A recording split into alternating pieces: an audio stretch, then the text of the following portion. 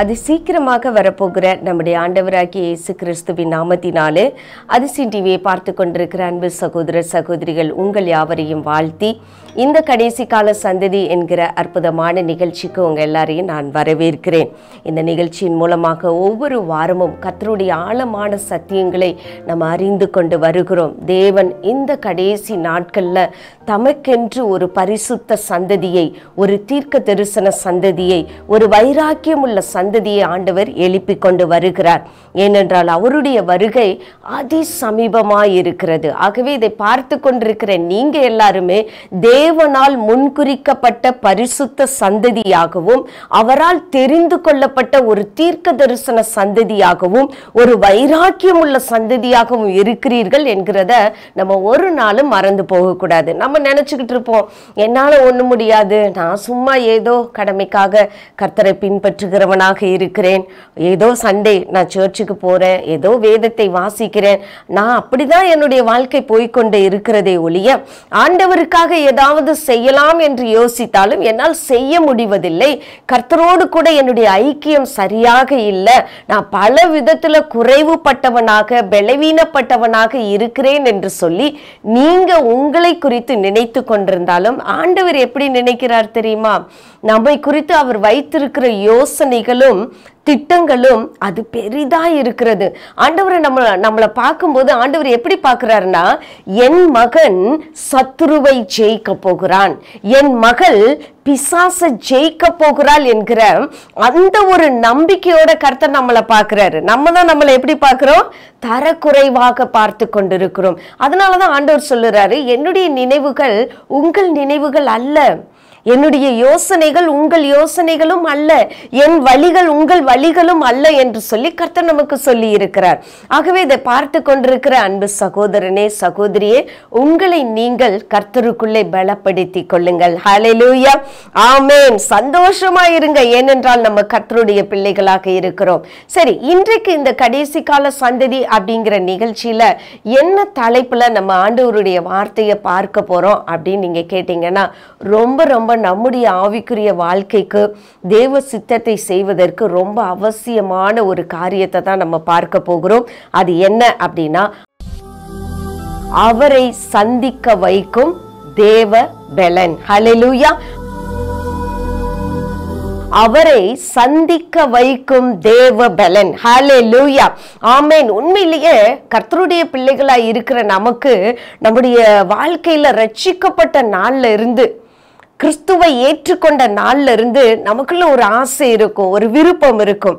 ஆண்டவரை நம்ம பார்க்கணும், ஆண்டவரை நம்ம சந்திக்கணும், அவரை எப்படியாவது பார்க்கணும், அவரை எப்படியாவது சத்தத்தை கேட்கணும், அவர் கூட நான் எப்படியாவது பேசணும் அப்படிங்கிற ஒரு வாஞ்சை நிச்சயமாகவே கிறிஸ்துவின் பிள்ளைகளுக்கு உண்டு.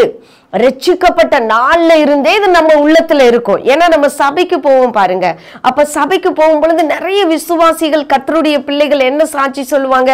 ஆண்டவர் என் கூட இப்படி பேசினாரு, ஆண்டவரை நான் பார்த்தேன், சொப்பனத்துல பார்த்தேன், தரிசனத்துல பார்த்தேன், தேவனை நான் முகமுகமாய் தரிசித்தேன், கர்த்தர் என்னோடு பேசினார் என்று சொல்லி கர்த்தருடைய பிள்ளைகள் தங்கள் சாட்சிகளை பகிர்ந்து கொள்ளும் பொழுதும், தேவனுடைய ஊழியக்காரர்கள் கர்த்தருடைய அந்த அனுபவத்தை, கர்த்தரோடு தங்களுக்கு இருக்கிற அனுபவங்களை நம்ம கூட பகிர்ந்து கொள்ளும் பொழுதும் நம்முடைய உள்ளத்துல என்ன வர ஆரம்பிக்குது அப்படின்னா, நானும் எப்படியாவது என் இயேசுவை பார்த்து விட வேண்டும், நானும் எப்படியாவதும் என் தேவனுடைய குரலை நான் கேட்டுறணும் அப்படிங்கிற அந்த ஏக்கம் ஒவ்வொரு கிறிஸ்தவனுக்குள்ளேயும் இருக்கும். ஹல்லேலூயா. அப்படி இல்லைன்னு வச்சுக்கோங்களேன், நம்ம ஆண்டவருடைய பிள்ளை சரியா இல்லைன்னு அர்த்தம். ஏதோ தப்பு நடந்திருக்கிறது, ஏதோ நமக்கும் ஆண்டவருக்கு நடுவுல இருக்கிற அந்த உறவுல ஏதோ ஒரு தவறு இருக்கிறது அப்படிங்கிறத நம்ம புரிந்து கொள்ள வேண்டும். ஏனென்றால் கிறிஸ்துவினால் பிறந்த எவனும் கிறிஸ்துவின் ஆவியை உடையவனாய் இருக்கிறான். அவனுடைய ஆத்துமா இருக்கு பாத்தீங்களா, அது கிறிஸ்துவை காணவும் அவரோடு பேசவும் அது வாஞ்சித்து கொண்டிருக்கும். அதனாலதான் தாவீது சொல்லுகிறார், மான்கள் நீரோடைகளை வாஞ்சித்து கதறுகிறது போல தேவனே என் ஆத்துமா உம்மில் வாஞ்சியாயிருக்கிறது. அது வாஞ்சித்து கதறுகிறது. எப்படி ஒரு மானுக்கு தண்ணி கிடைக்காம தாகத்துல தவிச்சு இங்க கிடைக்குமா அங்க கிடைக்குமான்னு அது தாவி தாவி வனாந்தரங்களிலே ஓடி அலைந்து அந்த தண்ணியை தேடி அலையுமோ, தாகமா இருக்குமோ, அதே போல ஆண்டவருடைய பிள்ளைகளாக இருக்கிற நமக்குள்ள ஆண்டவரை எப்படியாவது பாத்துறணும், ஆண்டவருடைய சத்தத்தை எப்படியாவது கேட்டுறணும். இதற்கு நம்முடைய ஆத்துமா, நம்முடைய ஆவி, ஈவன் நம்முடைய சரீரத்திலும் கூட அந்த வாஞ்சை இருந்து கொண்டே இருக்கும். கர்த்தரை எப்படியாவது பார்க்கணும். அந்த வாஞ்சை யோபுக்குள்ள இருந்தது. யோபு சொல்லுகிறார், என் மீட்பர் உயிரோடு இருக்கிறார். அவர் கடைசி நாளில் அவர் வந்து பூமியில நிற்கும் பொழுது என் சொந்த கண்களே அதை காணும் அப்படின்னு யோபு சொல்லுகிறார். யோபுக்குள்ள அந்த வாஞ்சை இருந்தது, தாவீதுக்குள்ள அந்த வாஞ்சை இருந்தது. அதே போல ஒவ்வொரு பரிசுத்தவான்களுக்குள்ளேயும் கர்த்தரை பார்ப்பேன் என்கிற அந்த வாஞ்சை இருந்தது. இயேசு கிறிஸ்துவே ஆபிரகாமை குறித்து ஒரு சாட்சி சொல்லுகிறார். ஆபிரகாம் இந்த நாளை காண ஆசையாய் இருந்தான், அவன் கண்டான், அவன் பார்த்தான் என்று ஆண்டவர் சொல்லுகிறார். அப்படின்னா என்ன அர்த்தம்? ஆபிரகாமுக்கும் இயேசுவை பார்க்கணும், ஆண்டவரை பார்க்கணும் அப்படிங்கிற ஒரு வாஞ்சை, விருப்பம், தாகம் இருந்தது. பிரியமான அன்பு சகோதரனே, சகோதரியே, இந்த கடைசி நாட்கள்ல வாழ்ந்து கொண்டிருக்கிற நமக்குள்ள எதை பார்க்க வேண்டும், எதை கேட்க வேண்டும் என்கிற வாஞ்சை நம்முடைய உள்ளத்துல இருக்கிறது. சற்று ஆராய்ந்து பாருங்களேன். இன்னைக்கு உலகத்துல எத்தனையோ மனிதர்கள், எத்தனையோ கர்த்தருடைய பிள்ளைகளும் கூட உலகத்தின் காரியங்களில தங்களுடைய கவனத்தை செலுத்தி, நான் இவரை பார்க்கணும், இந்த நபரை பார்க்கணும், இந்த ஊழியக்காரரை பார்க்கணும், அல்லது இந்த அரசியல்வாதியை பார்க்கணும், இந்த தலைவரை நான் பார்க்கணும், அல்லது உலகத்துல மிக பிரபலமாக பேசப்படுகிற இந்த நபரை நான் வாழ்நாள்ல ஒரு முறையாவது சந்தித்து விட வேண்டும் என்கிற பல எதிர்பார்ப்புகளோடு நம்முடைய வாழ்க்கையை நம்ம நடத்தி கொண்டிருக்கிறோம். என்றைக்காவது நம்முடைய ஆத்துமா என் தேவனை பார்க்கணும், என் தேவனுடைய சத்தத்தை கேட்கணும் என்று சொல்லி வாஞ்சித்திருக்கிறதா? அது உங்க ஆண்டவருடைய அந்த முகத்தை தேடும்படிக்கு, அவருடைய சத்தத்தை கேட்கும்படிக்கு என்னைக்காவது நம்முடைய உள்ளத்துல அந்த வாஞ்சை வந்திருக்கிறதா? நிச்சயமாய் வந்திருக்கும். நான் ஆண்டவருக்குள்ள விசுவாசிக்கிறேன். ரட்சிக்கப்பட்ட ஒவ்வொருத்தருக்குள்ளேயே இருக்கும். என்னுடைய ஆரம்ப நாட்கள்ல நான் ஆண்டவரை பார்க்கிறதற்கு ரொம்ப வாஞ்சியோடு இருந்திருக்கிறேன். நான் ரட்சிக்கப்பட்ட புதுசுல கர்த்தரிடத்துல கேட்பேன், ஆண்டவரே நான் எப்படியாகிலும் உம்மை பார்க்கணும், நான் எப்படியாகிலும் உம்மை பார்க்கணும் ஆண்டவரே, எப்படியாகிலும் உடைய சத்தத்தை கேட்கணும், நான் அப்பான்னு உங்களை கூப்பிடுறேனே, உங்க முகத்தை நான் இதுவரைக்கும் பார்க்கலையே என்று சொல்லி பல முறை உபவாசத்தோடு, வேதனையோடு, கண்ணீரோடு, அழுதி புலம்பி ஜெபித்த நாட்கள், பல நாட்கள் என் வாழ்க்கையில் இருக்கிறது. ஆனால் கர்த்தர் அவரை சந்திக்கும்படிக்கு எனக்கு அனுகிரகம் பாராட்டினார். அந்த நாள் என்னுடைய வாழ்க்கையில மறக்க முடியாத ஒரு நாளாக, என் வாழ்க்கையை அப்படியே தலைகீழாக மாற்றின ஒரு நாளாக இருந்தது. கர்த்தரை முகமுகமாய் தரிசிக்கிற ஒரு பாக்கியத்தை கர்த்தர் கொடுத்தார். அவருடைய சத்தத்தை கேட்கிற ஒரு பாக்கியத்தை கர்த்தர் எனக்கு கொடுத்தார். அதே போலதான் வேதத்துல பல மனிதர்கள் வாஞ்சித்திருக்கிறாங்க. கர்த்தர் அவர்களோடு கூட பேசி இருக்கிறார். இன்னைக்கு நம்ம பார்க்கிற இந்த தலைப்புல ஆண்டவரை சந்திப்பதற்கு நமக்கு ஒரு பலன் தேவைப்படுகிறது. எல்லாரும் நல்லா ஜெபிக்க தான் செய்யறோம், தினமும் பைபிள் வாசிக்கிறோம், நல்ல முழங்கால நின்று ஜெபிக்கிறோம், அதிகாலையில எழுந்து ஜெபிக்கிறோம், உபவாசத்தோட நம்மளை ஒடுக்கி கீழ்ப்படுத்தி, நம்மளை அடக்கி ஒடுக்கி மாம்சத்தை சிறைப்பிடித்து கர்த்தரை எப்படியாவது பார்க்கணும்னு ஜெபிக்க தான் செய்யறோம். ஆனா நம்மளால பார்க்க முடியல. அப்படிதானே நிறைய பேருடைய வாழ்க்கையில இயேசுவை சந்திக்க முடியாமலே, அவருடைய சத்தத்தை கேட்க முடியாமலே நம்முடைய நாட்கள் உருண்டோடி கொண்டு இருக்கிறது. எத்தனையோ கர்த்தருடைய பிள்ளைகள் ரட்சிக்கப்பட்டு பல வருஷங்கள் ஆயிருக்கும். நம்ம அவங்கள பார்த்து கேட்போம், சிஸ்டர் என்னைக்காவது ஆண்டவரை பார்த்துருக்கிறீங்களா, பிரதர் கர்த்தரை பார்த்துருக்கிறீங்களா, கர்த்தருடைய சத்தத்தை கேட்டிருக்கிறீங்களா அப்படின்னு நம்ம கேட்கும் பொழுது அவங்களுடைய முகம் அப்படியே சோர்ந்து போனதாக, அவங்களுடைய தலை குனிந்ததாக, அவங்களுடைய கண்கள் அப்படியே ஒரு பதட்டத்தோட, இல்லை நான் இன்னும் பார்க்கல, இன்னும் என் தேவனை நான் சந்திக்கலை, நான் ஜெபித்து கொண்டே இருக்கிறேன், தாகத்தோட வாஞ்சியோட நான் ஒவ்வொரு நாளும் ஜெபிக்கிறேன், ஆனால் ஆண்டவரை என்னால் பார்க்க முடியலை, அவருடைய சத்தத்தை என்னால் கேட்க முடியலை என்று சொல்லி வேதனையில் இருக்கிற கர்த்தருடைய பிள்ளைகளும் உண்டு.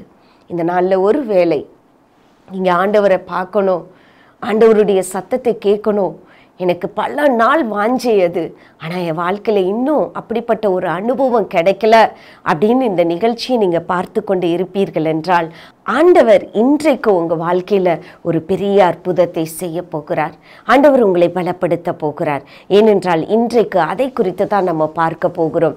எலியா என்கிற ஒரு தீர்க்கதரிசியை குறித்து 1 ராஜாக்களுடைய புஸ்தகம் 19வது அதிகாரத்துல நம்ம வாசிக்கிறோம். திஸ்பியனாகிய எலியா என்று சொல்லி அவரை குறித்து போடப்பட்டிருக்கிறது. கர்த்தருக்காக பக்தி வைராக்கியமாய் வாழ்ந்த மனிதன், கர்த்தருக்காக பல காரியங்களை சாதித்த மனிதன், அற்புத அடையாளங்களை செய்த மனிதன். அந்த மனிதன் ஒரு கட்டத்துல சோர்ந்து போனவனாக காணப்படுகிறத நம்ம பார்க்கிறோம். கர்த்தரிடத்துல அவன் சொல்லுகிறான், ஆண்டவரே என்னை எடுத்துக்கொள்ளும், நான் மரித்து போனால் நலமாயிருக்கும். ஏனென்றால் நான் என் பிதாக்களை பார்க்கலும் நல்லவன் கிடையாது, நான் ஒரு பெரிய நீதிமான் கிடையாது, பரிசுத்தவான் கிடையாது, நீங்க விரும்புற மாதிரி ஒரு ஆவிக்குரிய தகுதி எனக்குள்ள இல்லை.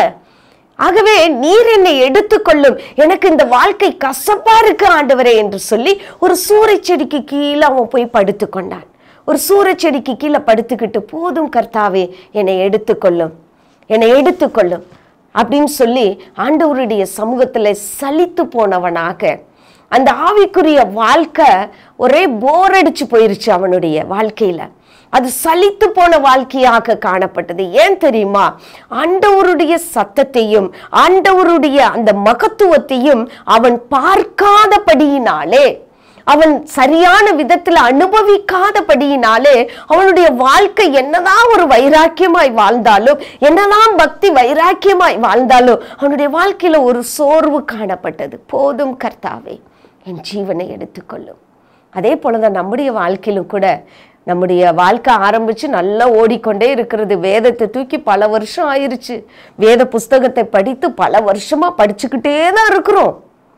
ஆனா நம்ம வாழ்க்கை சலிச்சு போயிருது. சில நேரத்துல என்ன கிறிஸ்தவ வாழ்க்கை, என்ன ஊழிய வாழ்க்கை, என்ன ஆண்டவரே ஒரு இன்ட்ரெஸ்டிங்காவே இல்லையே, என் வாழ்க்கை அப்படியே போயிட்டே இருக்குதே ஏனோ தானு அப்படின்னு நினைச்சிட்டு நம்மளே சலித்து கொள்ளுகிறோம். அன்னைக்கு எலியாவுடைய வாழ்க்கை சலித்து கொள்ளுகிறதா? ஏன் தெரியுமா? சரியான விதத்துல கர்த்தரோடு கூட ஒரு என்கவுண்டர் நடக்கல, ஒரு சந்திப்பு நடக்கல, ஒரு தேவனை பார்க்கிற ஒரு நல்ல ஆழமான அனுபவம் இல்லை. அதனால பல அற்புதங்கள் நடந்தது, நம்ம வாழ்க்கையில நடக்கத்தான் செய்து. வானத்துல இருந்து அக்கினி இறங்கி வந்துச்சு எலியாவுடைய வாழ்க்கையில. நம்ம வாழ்க்கையிலேயே கர்த்தர் அற்புதங்களை செய்திருக்கிறார். ஆனாலும் கூட ஒரு சலிப்பு. ஏன் தெரியுமா? தேவனை நம்ம ஆத்துமா பார்க்கல, தேவனுடைய சத்தத்தை அதை கேட்கல. அற்புதங்களை எதிர்பார்க்குது, அதிசயங்களை எதிர்பார்க்குது, அது அனுபவிக்குது, ஆனா மறந்து போயிருது. நிறைய பேர் அப்படிதான் இருக்கிறாங்க. இந்த எலியாவுடைய வாழ்க்கையும் அப்படித்தான் இருந்தது. அவனுடைய வாழ்க்கையில அந்த 19வது அதிகாரத்துல நம்ம பார்த்தோம் என்றால், அவனுடைய வாழ்க்கை சலித்து போனதாக கர்த்தருடையத்துல வந்து, என் உயிரை எடுத்துக்கொள்ளுங்க ஆண்டவரே, நான் மரித்து போனால் நல்லா இருக்கும். ஒரே பிரச்சனை, எப்ப பார்த்தாலும் எனக்கு விரோதமாய் ஜனங்கள், எப்ப பார்த்தாலும் என் உயிரை எடுப்பதற்கு இந்த எசபேல் ஆயத்தமாய் இருக்கிறார், என்னை துரத்தி கொண்டு வருகிறார், எனக்காக பல திட்டங்களை அவள் தீட்டி கொண்டு இருக்கிறார், இனிமே நான் வாழ்ந்து என்ன பிரயோஜனம், இப்படி நம்ம நினைத்து கொண்டிருக்கிறோம். ஆனா ஆண்டவர் பாருங்க, அவனை சந்திக்கும்படி விரும்பினார். எலியாவை சந்திக்கும்படி கர்த்தர் விரும்பினார். 19வது அதிகாரத்துல நம்ம பார்க்கிறோம். அங்க 9வது வசனத்தை வாசிக்கிறேன். 1 ராஜாக்களின் புஸ்தகம் 19வது அதிகாரம் 9வது வசனம். அங்கே அவன் ஒரு கெபிக்குள் போய் தங்கினான். இதோ கர்த்தருடைய வார்த்தை அவனுக்கு உண்டாகி, அவர் எலியாவே, இங்கே உனக்கு என்ன காரியம் என்றார். ஆண்டவர், எலியாவே, உனக்கு இங்கே என்ன வேலை இருக்கு என்று சொன்னார். ஆண்டவர் சொல்றாரு, எலியாவே, நீ நல்லா தானடா ஓடிக்கொண்டு இருந்த, நல்லா தானே எனக்காக ஊழியம் செய்து கொண்டிருந்தா, உன் வாழ்க்கையில என்ன ஆச்சுது? ஏன் இப்படி உன்னை கொண்டு போய் ஒரு குகைக்குள்ள ஒளித்து கொண்டு இருக்கிறாய்? எத்தனை பேரை எனக்காக நீ பழி வாங்கினாய்? அந்த பாகாலுடைய தீர்க்க தரிசிகளை எல்லாரையும் வெட்டி கொண்டு போட்டாயே, அவ்வளவு பக்தி வைராக்கியம் உனக்கு இருந்துச்சு, இப்போ உனக்கு என்ன ஆயிருச்சு? ஏன் போய் குகைக்குள்ள ஒரு கெபிக்குள்ள போய் உன்னை ஒளித்து கொண்டு இருக்கிறாய் என்று ஆண்டவர் கேட்டார். அப்பொழுது எலியா சொல்லுகிறான், ஆண்டவரே, நான் உமக்காக பக்தி வைராக்கியமாய் வாழ்ந்தேன், ஆனா என்னையும் கொல்றதுக்கு வகை தேடி சுற்றி தெரிகிறார்கள் என் சத்துருக்கள் அப்படின்னு ஆண்டவரிடத்துல எலியா முறையிடுகிறத நம்ம பார்க்கிறோம். ஆண்டவருக்கு புரிஞ்சிருச்சு, ஆஹா, இவன் ரொம்ப சோர்ந்து போய் இருக்கிறான், இவனோடு கூட நான் என்னுடைய ஒரு ஒரு பிரத்யட்சமான ஒரு வெளிப்பாட்டை இவனுக்கு கொடுத்தாதான் இவன் பலப்படுவான், என் சித்தத்தை நிறைவேற்றுவான் என்று சொல்லி ஆண்டவர் அந்த இடத்துல பயங்கரமான ஒரு காரியத்தை செய்யறத நம்ம பார்க்கிறோம். அங்கே 11வது அதிகாரம் 11வது வசனம் சொல்லுகிறது, அப்பொழுது அவர், நீ வெளியே வந்து கர்த்தருக்கு முன்பாக பர்வதத்தில் நில் என்றார். அப்பொழுது இதோ கர்த்தர் கடந்து போனார். கர்த்தருக்கு முன்பதாக பர்வதங்களை பிளக்கிறதும் கண் மலைகளை உடைக்கிறதுமான பலத்த பெருங்காற்று ஒன்றாயிற்று. ஆனாலும் அந்த காற்றிலே கர்த்தர் இருக்கவில்லை. காற்றுக்கு பின் பூமி அதிர்ச்சி உண்டாயிற்று. பூமி அதிர்ச்சியிலும் கர்த்தர் இருக்கவில்லை. பூமி அதிர்ச்சிக்கு பின் அக்கினி உண்டாயிற்று. அக்கினியிலும் கர்த்தர் இருக்கவில்லை. அக்கினிக்கு பின் அமர்ந்த மெல்லிய சத்தம் உண்டாயிற்று. ஹல்லேலூயா, ஆமென். அங்க பாருங்க, ஒரு பயங்கரமான ஒரு என்கவுண்டர் எலியாவுடைய வாழ்க்கையில கர்த்தர் கொடுக்கிறத நம்ம பார்க்கிறோம்.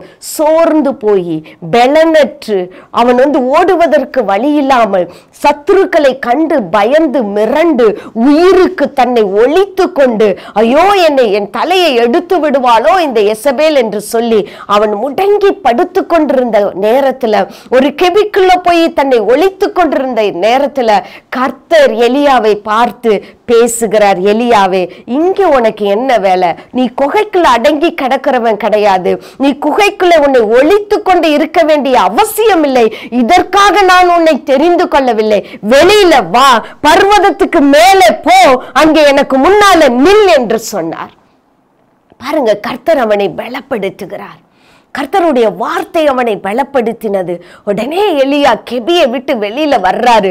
பர்வதத்துக்கு மேலே ஏறி போறாரு. அங்கே போய் கர்த்தருக்கு முன்னால நின்று கொண்டிருக்கிறார். பாருங்க, அந்த மலை, அந்த பர்வதத்துல கர்த்தருடைய மகிமை காணப்பட்டது. கர்த்தருடைய மகிமை காணப்பட்டது. பயங்கரமான அந்த கண் மலையில அந்த பர்வதங்கள் வெடிக்கத்தக்கதாக ஒரு பயங்கரமான சம்பவம் அந்த இடத்துல நடக்கிறத நம்ம பார்க்கிறோம். கர்த்தருக்கு முன்பதாக பர்வதத்திலே நில் என்றார். அப்பொழுது இதோ கர்த்தர் கடந்து போனார். இதோ கர்த்தர் கடந்து போனார். அவன் நிற்கும் பொழுதே கர்த்தர் அவனுக்கு முன்பதாக கடந்து போனார். ஆண்டவர் அப்படியே நடந்து போறாரு. அப்படியே எப்படி இந்த நம்மெல்லாம் பார்ப்போம், சில இடங்கள்ல பாத்தீங்கன்னா சின்ன பிள்ளைங்க ஸ்கூல்ல இந்த மாறு வேடத்துல வருவாங்க. சிறு பிள்ளைகள் ஒவ்வொரு கேரக்டர் பெர்ஃபார்மன்ஸ் பண்ணுவாங்க, பிரசன்டேஷன் பண்ணுவாங்க. ஒரு ஆள் காந்தி மாதிரி ட்ரெஸ் போட்டு வருவாங்க. ஒரு ஆள் நேரு, ஜவஹர்லால் நேரு மாதிரி ஒரு ட்ரெஸ் போட்டு வருவாங்க. தங்களுக்கு பிடித்த நல்ல லீடர்ஸோட கேரக்டரை அப்படியே இமிட்டேட் பண்ணி அப்படியே அவங்க அதை ட்ரெஸ் கோடில், அவங்களுடைய பேச்சில், அவங்களுடைய ஆக்ஷன்ஸ்ல காட்டுவாங்க. பேரண்ட்ஸ்லாம் அப்படியே உட்காந்துருப்பாங்க, ஆடியன்ஸ் எல்லாரும் உட்காந்துருப்பாங்க. அப்படியே ஸ்டேஜில் அந்த பிள்ளைகள் திடீரென்று அப்படியே வருவாங்க. அப்படியே பயங்கரமான கரகோஷம் எலும்பும், அப்படியே ஒரு காந்திஜி மாதிரியே அழகா ஒரு கையில ஒரு கம்பை வச்சுக்கிட்டு ஒரு ஒயிட்டு துணி அப்படியே கட்டிக்கிட்டு, அப்படியே மேல் சட்டை போடாம ஒரு கண்ணாடியை ரவுண்டு கண்ணாடியை போட்டுக்கிட்டு அப்படியே காந்தியை போல பேசி அப்படியே நடந்து போவாங்க. அதே மாதிரி எல்லாருக்கும் சந்தோஷமா இருக்கும், கைகளை தட்டுவாங்க. பேரண்ட்ஸ்லாம் பாரு என் பிள்ளை எப்படி நடந்து போகுது. அந்த மாதிரி எலியாவை நிக்க வைத்து ஆண்டவர் அப்படியே கடந்து போகிறார், தன்னை வெளிப்படுத்துகிறார். தான் யார் என்பதை கர்த்தர் அந்த இடத்துல வெளிப்படுத்துகிறத நம்ம பார்க்கிறோம். அப்படியே கடந்து போகும் பொழுது அங்கே கர்த்தருக்கு முன்பதாக பர்வதங்களை பிளக்கிறதும் கண்மலைகளை உடைக்கிறதுமான பலத்த பெருங்காற்று உண்டாயிற்று. பயங்கரமான காற்று, பயங்கரமான சூறாவளி போன்ற ஒரு பலத்த காற்று அந்த இடத்திலே அங்கே வீசினதை நம்ம பார்க்கிறோம். கர்த்தர் கடந்து போவாரானால் அங்கே பயங்கரமான காற்று வீசக்கூடியதான ஒரு சூழ்நிலை அந்த இடத்துல காணப்படும். பயங்கரமான ஒரு பெரும் காற்று, சுழல் காற்றை போன்ற ஒரு பயங்கரமான அந்த சிச்சுவேஷன் அந்த இடத்துல நம்ம பார்க்கிறோம். உடனே எலியா பார்க்கிறாரு, ஒருவேளை அந்த காற்றுக்குள்ள இருப்பாரோ, அதுக்கு முன்னாலேயே கர்த்தர் கடந்து போயிட்டாரு. ஆனா இவருடைய எதிர்பார்ப்பு, பலத்த காற்றுக்குள்ள கர்த்தர் இருப்பாரோ, அவர் காற்றை காட்டிலும் பெரியவர், அவர் பலத்த காற்றை காட்டிலும் பெரியவர். காற்றுக்குள்ள உற்று பார்க்கிறாரு, காற்றுக்குள்ள கர்த்தர் இருக்கவில்லை. அதற்கு பின்பதாக அடுத்த வரி சொல்லுகிறது, ஆனாலும் அந்த காற்றிலே கர்த்தர் இருக்கவில்லை. காற்றுக்கு பின் பூமி அதிர்ச்சி உண்டானது. பயங்கர எர்த்குவைக் வருது, பயங்கரமான எர்த்குவைக் அந்த இடத்துல நடக்குது. ஒரு மலையில ஒரு பூமி அதிர்ச்சி உண்டானா எப்படி இருக்கும் பாருங்க. கட கட கட கடன்னு கல்லு ஒரு பக்கம், இந்த பக்கம் கல்லு இடிக்கும், அந்த பக்கம் கல்லு இடிக்கும், அப்படியே பிளக்கும். அது பூமி எதிர்ச்சின்னா அந்த கல் மலை அப்படியே பிளக்கும். அப்படிப்பட்ட ஒரு பயங்கர காட்சி நடக்கிறது. உடனே எலியா பார்க்கிறாரு, ஒருவேளை கர்த்தர் இந்த பூமி அதிர்ச்சிக்குள்ளதான் இருக்கிறாரோ, அப்படி கடந்து போனாரே, எங்க போனாரு, இதுக்குள்ள இருக்கிறாரோ அப்படிங்கிற எதிர்பார்ப்போடு எலியாவின் கண்கள் அங்கே அவரை தேடினது. அந்த பூமி அதிர்ச்சிக்குள்ளேயும் கர்த்தர் காணப்படவில்லை.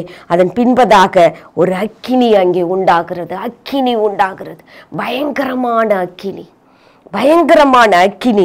அந்த பூமி அதிர்ச்சிக்கு பின் அக்கினி உண்டாயிற்று. அக்கினியிலும் கர்த்தர் இருக்கவில்லை. உடனே இவர் நினைச்சிட்டா, ஓ, நம்முடைய தேவன் பட்சிக்கிற அக்கினி அல்லவா, இந்த அக்கினிக்குள்ளதான் கர்த்தர் இருக்கிறாரு அப்படின்னு நினைச்சிட்டு எலியா தீர்க்கதரிசி தன் கண்களை அப்படியே உருட்டத்தக்கதாக அக்கினிக்குள்ள பார்க்கிறாரு. அக்கினிக்குள்ளேயும் கர்த்தர் இருக்கவில்லை.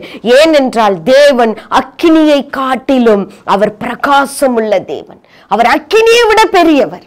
நம்ம நினைக்கிற மாதிரி பெரும் காற்றை விட பெரியவர், பூமி அதிர்ச்சியை விட பெரியவர், அந்த அக்கினியை விட பெரியவராய் இருக்கிறார் என்பதை எலியாவுக்கு உணர்த்தும்படிக்கு கர்த்தர் அந்த காற்றுக்குள்ளேயும் இருக்கல, அக்கினிக்குள்ளேயும் இருக்கல, பூமி அதிர்ச்சிக்குள்ளேயும் இருக்கல.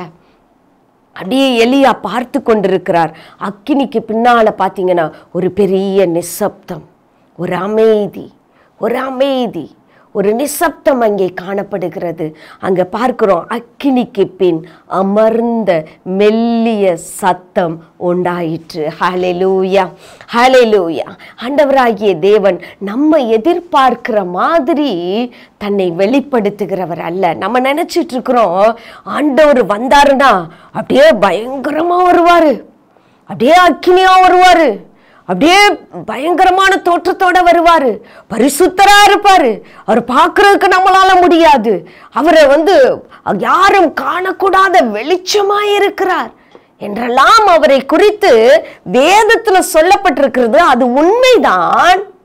ஆண்டவருக்கு தெரியாதா நான் யாரு, என் பிள்ளை யாருன்னு கர்த்தருக்கு தெரியாதா? கர்த்தருக்கு தெரியாதா? ஆண்டவருக்கு தெரியும். நீங்க யார், உங்களுடைய பலன் என்ன, உங்களுடைய தகுதி என்ன, நீங்க என்ன நிலைமையில இருக்கிறீங்க, எப்படி உங்களுக்கு அவரை தம்மை வெளிப்படுத்தினா நம்ம மரமண்டைக்கு புரியும் என்பது கர்த்தருக்கு நன்றாய் தெரியும். ஆண்டவருக்கு நல்லா தெரியும். அவர் நல்லா தெரியும் நம்ம யாருங்கிறது தெரியும். நம்ம புழு, நம்மளாம் ஒன்றுமில்லை, குப்பை, தூசி, புழுக்கள், மண், ஒரு டஸ்ட் என்று வேதத்திலே சொல்லப்பட்டிருக்கிறது. தாவீது சொல்லுகிறார், நான் புழு ஆண்டவரே, நான் புழு. அந்த புழுவை பாருங்க, நசிக்கிட்டா ஒன்னும் இருக்காது. அந்த புழுவோட உடம்புல ஒரு புழு இப்படியே போயிட்டு இருக்குன்னு வச்சுக்கோங்களேன், நீங்க செருப்பை வச்சு இப்படி நசிக்கிறீங்களேன், நசிக்கிட்டு பாருங்க, ஒண்ணுமே இருக்காது, ஒண்ணுமே இருக்காது. தினோன்னு ஒரு இது கொஞ்சம் போல ஒரு ஸ்கின்னு மட்டும்தான் கீழே கிடக்கும், ஒன்றும் இல்லாமல். ஆனா அந்த நசுக்கிறதுக்கு முன்னால பாருங்க, பந்தாவா அந்த புழு அப்படியே போயிட்டு இருக்கும். சிறு குழந்தைகள் பார்த்தா பயப்படுவாங்க, நம்மளே பார்த்து பயந்துதான் அதை நசுக்குவோம். தோற்றம் பயங்கரமா இருக்கும் பார்க்கறதுக்கு. புழு வருது, புழு வருது, ஐயோ புழு வருது, ஐயோ புழு அப்படின்னு பயந்துகிட்டு தான் சொல்லுவோம். ஆனா செருப்பை வச்சு நசுக்கிட்டு பாருங்களேன், அதுல ஒண்ணுமே இருக்காது, ஒரே ஒரு ஸ்கின்னு, கொஞ்சம் போல ஸ்கின்னு அப்படியே ஒட்டி கொண்டு இருக்கும். அதை போல இருக்கிறோம்னா, அதே போல நம்ம இருக்கிறோம். ஆண்டவருக்கு நல்லா தெரியும், நான் அக்கினியா இவனுக்கு முன்னால போய் நின்னா தொப்புன்னு கீழே விழுந்துருவான். பெருங்காற்றை போல நான் இவனுக்கு முன்னால என்னை தோற்றமளித்து காட்டினால் இவன் அதை தாங்கிக் கொள்ள மாட்டான், தாங்கிக் கொள்ள மாட்டான். அல்லது ஒரு பூமி எதிர்ச்சியை போல நான் என்னை வெளிப்படுத்தினால், பயங்கரமான ஒரு அப்படியே அந்த இடமே அதிர்ற மாதிரி நான் போய் நின்னா, நிச்சயமா இவன் ஐயோ கர்த்தாவே என்னை விட்டுட்டு போயிருங்க, நான் பார்க்க மாட்டேன்னு சொல்லிடுவான்.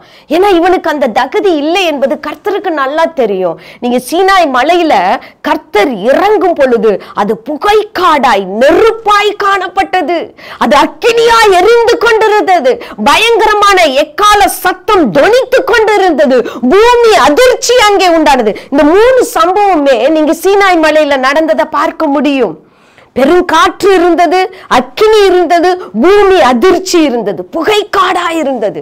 ஜனங்கள் எல்லாரும் என்ன சொன்னாங்க தெரியுமா? ஐயோ மோசே, மோசே கிட்ட ஆண்டவரே நீங்க பேசுங்க, நாங்க கேட்டுக்கிறோம், ஆனா எங்க கிட்ட பேசிடாதீங்க, எங்களால் பார்க்க முடியவில்லை, எங்களால் அதை தாங்கிக் கொள்ள முடியவில்லை, எங்களால் உங்களுக்கு முன்னால எங்க முகத்தை ஏறெடுத்து பார்க்க முடியவில்லை என்று சொல்லி பயந்து நடுங்கி தங்களை ஒளித்து கொண்டார்கள். மோசேயோடு கர்த்தர் பேசினா, மோசே தான் வந்து ஜனங்களிடத்துல கர்த்தருடைய வார்த்தையை சொன்னார். ஏனென்றால் டைரக்டா கர்த்தருடைய வார்த்தையை கேட்கக்கூடிய தகுதியோ பலனோ மனிதனுக்குள்ளே இல்லை, மனிதனுக்குள்ளே இல்லை. கர்த்தர் மோசேயை மறைத்து மோசேயோடு பேசி, மோசே அந்த வார்த்தைகள் எல்லாம் வாங்கிட்டு அப்படியே மலையில இருந்து கீழே இறங்கி வர்றாரு. சூரிய பிரகாசத்தை போல மோசேயுடைய முகம் பிரகாசித்தது. ஜனங்கள் சொல்றாங்க, மோசே உன்னுடைய முகத்தை மூடிக்கொள், உன் முகத்தை மூடிக்கொள், எங்களால பார்க்க முடியல. ஒரு ஆண்டவர் கூட பேசிட்டு இருந்துட்டு வந்த மனுஷனுடைய முகத்தை பார்ப்பதற்கே தகுதி இல்லை என்றால், நமக்கு அந்த அந்த ஒரு பலன் இல்லை என்றால் எப்படி கர்த்தரோடு பேசக்கூடும் சொல்லுங்க பார்க்கலாம். பாருங்க, மோசையை பார்த்து ஜனங்கள் அப்படித்தான் சொன்னாங்க, இஸ்ரவேலர்கள். உடனே மோசே முக்காடு போட்டு கொண்டான், முக்காடு போட்டுக்கொண்டு ஜனங்களோடு பேசினான் என்று வசனத்துல நம்ம வாசிக்கிறோம். அப்படிப்பட்ட மகிமையின் தேவன் தம்மை வெளிப்படுத்த சித்தமா இருக்கிறார். நம்ம ஆனா நினைச்சிட்டு இருக்கிறோம், இதெல்லாம் படிச்சதுனால கர்த்தர் பயங்கரமானவர், அவரெல்லாம் பார்க்கறதுக்கு எனக்கு தகுதி இல்லைன்னு நம்ம யோசிச்சுட்டு இருக்கிறோம். ஆனால் ஆண்டவர் தன்னை பயங்கரம் உள்ளவராக காட்ட விரும்பல. ஒரு அமர்ந்த மெல்லிய சத்தத்துல, ஒரு நல்ல ஒரு மெல்லிய சத்தத்துல அமர்ந்த ரொம்ப ஸ்டில் வாய்ஸ்ல ஆண்டவர் நம்மோடு கூட பேச விரும்புகிறார். கர்த்தர் அப்படி பேச விரும்புகிறார். எப்படி ஒரு தகப்பன் நம்மோடு கூட பேசுவார், எப்படி ஒரு தாய் நம்மோடு கூட பேசுவாங்க, எப்படி நம் பக்கத்துல இருக்கிற ஒரு நண்பன் நம்மோடு கூட இனிமையான வார்த்தையில அந்த வார்த்தையை கேட்கக்கூடிய அந்த பலத்தோடு நம்ம இருக்கும்படிக்கு எப்படி நம்மிடத்துல பேசுவார்கள் என்பதை கர்த்தர் அறிந்து அந்த மெத்தட்ல நம்ம கிட்ட பேசுகிறார் ஆண்டவர். அமர்ந்த மெல்லிய சத்தம், அக்கினிக்கு பின். அந்த வசனம் அழகா சொல்லுது பாருங்க. 1 ராஜாக்கள் 19வது அதிகாரம் 12வது வசனத்துல, பூமி அதிர்ச்சிக்கு பின் அக்கினி உண்டாயிற்று, அக்கினியிலும் கர்த்தர் இருக்கவில்லை, அக்கினிக்கு பின் அமர்ந்த மெல்லிய சத்தம் உண்டாயிற்று. அந்த சத்தத்தின் மூலமாய் கர்த்தர் நம்மோடு கூட பேசுகிறவர். அவர் நம்மளை அது பயமுறுத்துகிறவர் கிடையாது, ஒரு தகப்பனை போல நம்மோடு பேசுகிற தேவன். ஹல்லேலூயா. ஆண்டவரே உமக்கு ஸ்தோத்திரம். எத்தனை நல்ல தகப்பன். என்னுடைய வாழ்க்கையிலும் கூட நானும் ஆண்டவரை குறித்து பயங்கரமா நினைச்சிட்டு இருந்தேன். ஐயோ, நம்ம கடவுள் இப்படி, இந்த கடவுளோட இந்த கடவுளும் பயங்கரமா இருப்பாரு இருக்கே. இப்ப நான் வந்து ஒரு கிறிஸ்துவை அறியாத மார்க்கத்திலிருந்து ரட்சிக்கப்பட்டு வந்தவன். நம்ம கடவுளை பார்த்தாலே நமக்கு ஒரு பயம் வரும். ஏன்னா நம்முடைய கடவுள்கள் எல்லாருடைய கையில என்னுடைய தகப்பனார் சொல்லுவா, இயேசு கோழையான கடவுள். நம்ம கடவுளை பாரு, கையில என்ன ஆயுதம் இருக்கு பாரு, அது வாயில என்ன இருக்கு பாரு, அதனுடைய முதுகுல என்ன இருக்கு பாரு. இதெல்லாம் நம்ம கடவுளோட ஆயுதங்கள். நம்ம கடவுள் பயங்கரமான ஆயுதங்களை வைத்திருக்கிறது என்று சொல்லி என்னுடைய தகப்பனார் பூர்வத்துல கடவுள்களை பற்றி சொன்ன பழக்கம் உண்டு. அப்ப நான் நினைச்சேன், ரட்சிக்கப்பட்ட புதுசுல, அடடா, இதுவரைக்கும் நமக்கு வணங்கி வந்த கடவுள்லாம் பயங்கரமான ஆயுதங்களோட பார்க்கறதுக்கே பயமா இருக்குமே. ஆனா இந்த இயேசு நல்லவர்னு சொன்னாங்களே, அன்புள்ளவர்னு சொன்னாங்களே, சரி ஏத்துக்கிட்டு வந்தா அவரும் பயங்கரமா இருக்கிறாரே, பச்சைக்கிற அக்கினியா இருப்பாரு இருக்கே, அவர் எப்படி நம்ம பாக்குறது, அவர் எப்படி நம்ம கூட பேசுறது, நம்ம எப்படி அவரு கூட பேசுறோம்லாம் அப்படி பயந்துட்டு இருந்தேன். அதுக்கப்புறம் தான் தெரிஞ்சது, ஒரு தகப்பனை போல கர்த்தர் பக்கத்துல வந்து அழகா பேசினார். என் பெயரை சொல்லி, சுந்தரி மகளே பயப்படாத, நான் உன் கூட இருக்கிறேன் என்று பேசின தேவன் உங்க கூட பேச போகிறார். கண்களை மூடி நம்ம ஜெபிக்கலாமா? மகா பரிசுத்தமும் இரக்கமும் கிருபையும் நிறைந்த நல்ல தகப்பனே, இந்த நிகழ்ச்சியை பார்த்து கொண்டிருக்கிற உம்முடைய பிள்ளைகளோடு கர்த்தர் ஆண்டவரே, நீர் அமர்ந்த மெல்லிய சத்தத்தின் மூலமாக உம்முடைய பிள்ளைகளோடு கூட நீர் பேசுவீராக. அந்த வார்த்தைகளை கேட்கத்தக்கதான பலனை கர்த்தர் உம்முடைய பிள்ளைகளுக்கு கொடுப்பீராக. ராஜா, கொடுங்க ஆண்டவரே. உம்முடைய பிள்ளைகளை ஆசீர்வதிங்கப்பா. பிள்ளைகளோடு கர்த்தர் பேசும் ஆண்டவரே. உம்மை சந்திக்க நீர் கிருபை கொடுப்பீராக. அதற்குரிய பலனை நீங்க கொடுங்க ஆண்டவரே. பலத்தை கொடுத்து உம்மை சந்திக்க, முகமுகமாய் பார்க்க ஆண்டவரே, உம்முடைய சத்தத்தை ஆண்டவரே உம்முடைய பிள்ளைகள் கேட்க கர்த்தர் கிருபை கொடுங்க. ஆசீர்வதிங்க. இயேசுவின் நாமத்திலே ஒப்பு கொடுக்கிறோம் பிதாவே. ஆமேன். ஆமேன். கர்த்தர் தாமே உங்களை ஆசீர்வதிப்பாராக. நீங்க ஆண்டவரோட எதிர்பார்ப்போடு கூட சமூகத்தில் உட்காருங்க. கர்த்தர் உங்களை பலப்படுத்தி உங்களை சந்திப்பார். அவருடைய சத்தத்தையும் அவருடைய முகத்தையும் நீங்க பார்ப்பீங்க, கேட்பீங்க. கர்த்தர் தாமே உங்களை ஆசீர்வதிப்பாராக. அடுத்த வாரம் வேறு ஒரு செய்தியோடு கூட நான் உங்களை சந்திக்கிறேன். God bless you.